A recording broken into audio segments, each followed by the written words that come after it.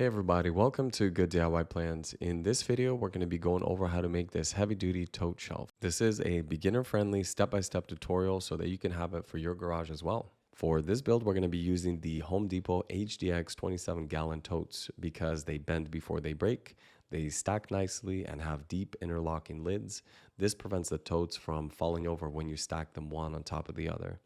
The lid also has a diamond pattern on it that reinforces it and makes it more heavy duty.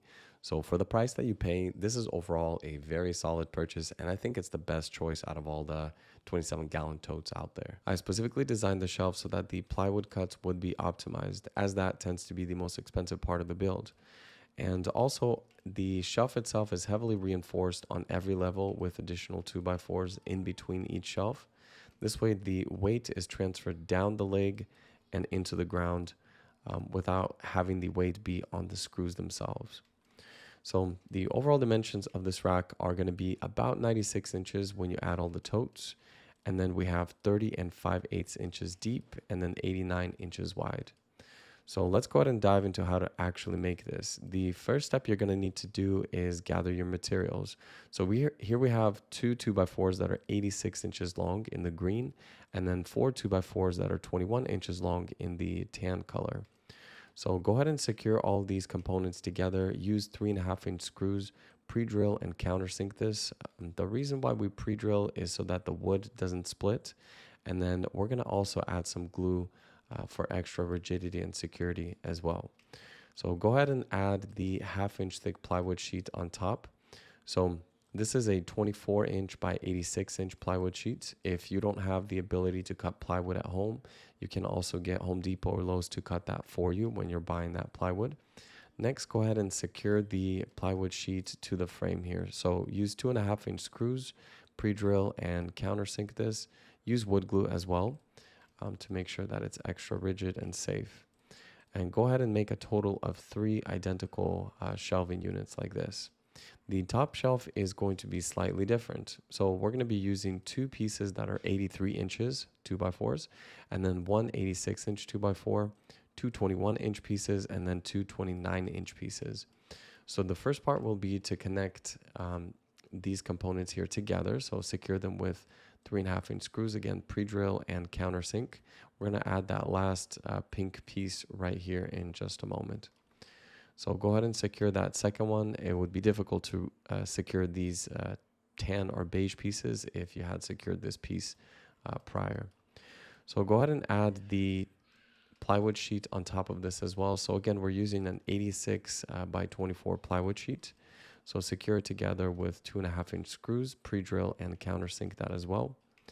And next we're going to cut the legs. So the legs are going to be 2x4s made out of 80.25-inch long 2x4s, and then we have some of these additional reinforcements. So we need a total of, let's see here, 3, 6, 7, 8, so 16 pieces at 16 and 1/16 of an inch.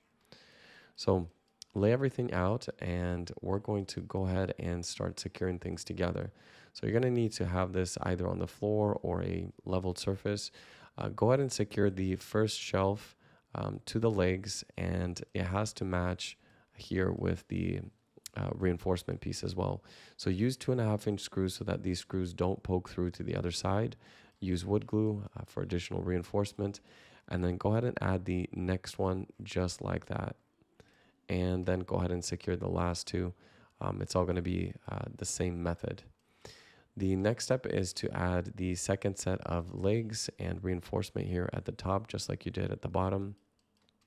And then the last part here is critical. This is really important that you attach the shelves directly to the studs of the garage. So if I just remove the totes up here, you'll see that what we need to do is we need to use these L-shaped brackets to connect them directly to the frame of the shelf and then directly to the studs. You can use a stud finder to be able to secure that without making a whole bunch of holes. For those of you who are interested in the DIY plan PDF, I do have that available in the link below.